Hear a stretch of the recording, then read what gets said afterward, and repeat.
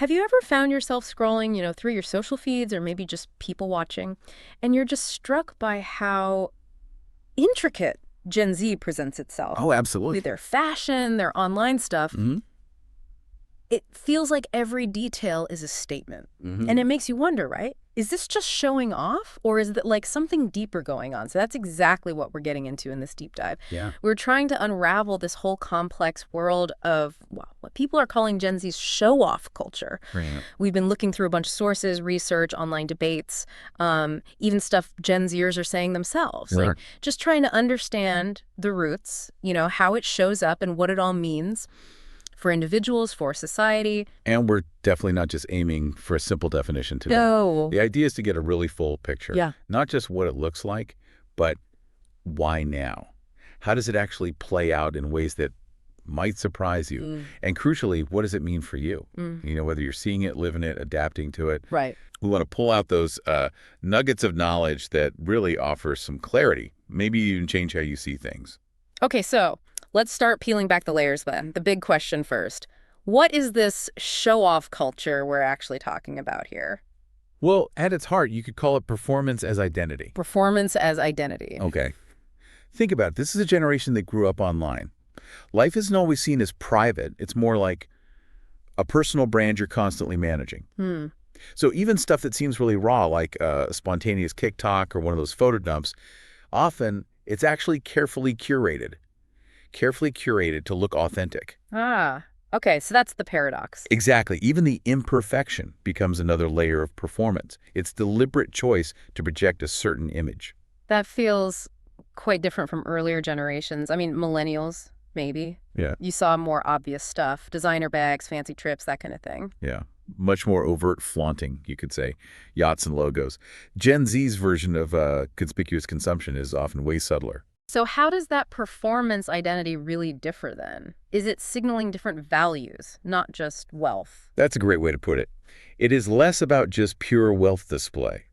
It's more about signaling through, well, specific choices, often more nuanced ones. Like what? Like who they follow, those micro-influencers, not megastars, people who feel more like peers. Right, more relatable. Exactly.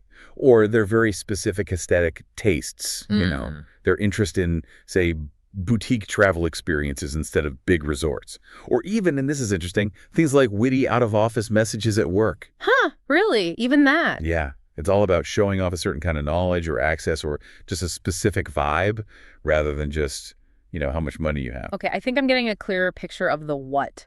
Let's talk about the where. Where is this really playing out? Because the examples seem kind of everywhere. They really are. Take fashion. There's this trend called boom boom fashion. Boom. Yeah, the name kind of captures it. It's this big resurgence of like 80s and 90s glam. Think power suits, faux fur, big statement accessories. Right? Loud. Totally. It's bold, expressive, definitely not minimalist. It's about making purely visible statements designed to, well, boom, into view. Okay, makes sense. What else? You mentioned work emails. Yeah, the playful office personas. We see Gen Z using funny, witty email sign-offs. Maybe something like slay, serve, survive. I've seen those. Right. They're not just quirks. It's about showing personality even in a professional space.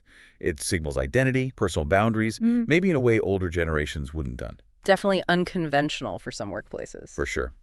And then there's tourism, a big trend towards luxury travel, but also visiting pop culture landmarks. Oh, like going to see places from TV shows? Exactly. Like people going to Hannah's Stoop in Brooklyn from HBO's Girls. Which is funny because that show is very millennial, right? It was.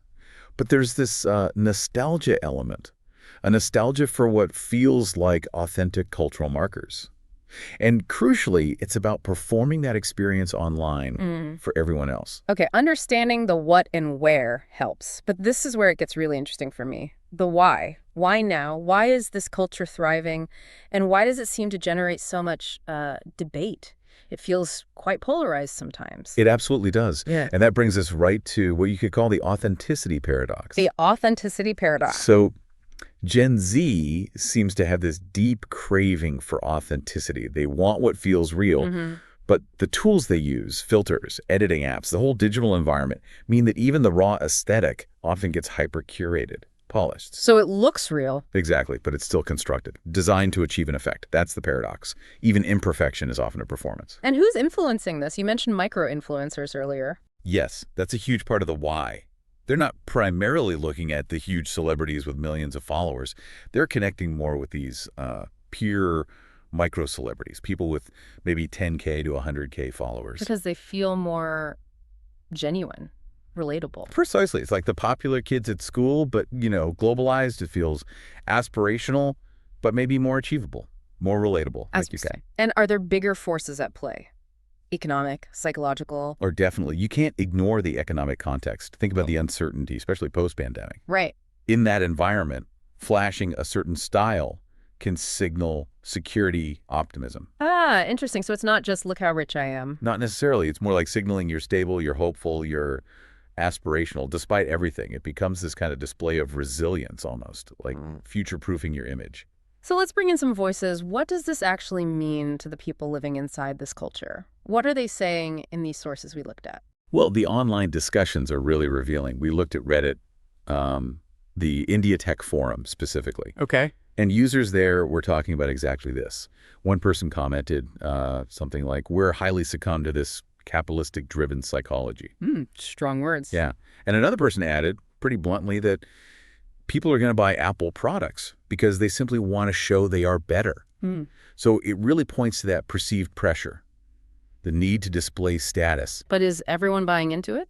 Or is there pushback? Oh, absolutely pushback, too. We found reflections from Gen Zers saying things like, I'm not into this show-off culture, and that has got me isolated socially because my choices are often different than what is trending. Wow. That really shows the social cost, doesn't it? The pressure if you don't conform. It really does. It highlights how real that pressure can be. Which leads to, I guess, a more sobering question. What are the actual real-world impacts here for individuals, for society? Yeah, the impacts are pretty significant. First, there's just that constant social pressure, the identity performance aspect. Social media kind of trains Gen Z to think of themselves as having an audience all the time. Right, like you're always on stage. Exactly. So you end up crafting these personas, maybe more for visibility than for genuine connection. And that can be exhausting. I can imagine. And economically, you mentioned Apple products. Right, the economic traps.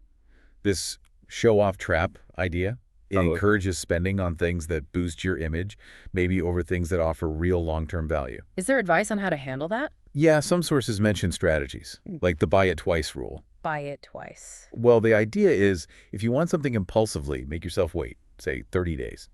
If you still really want it, then okay.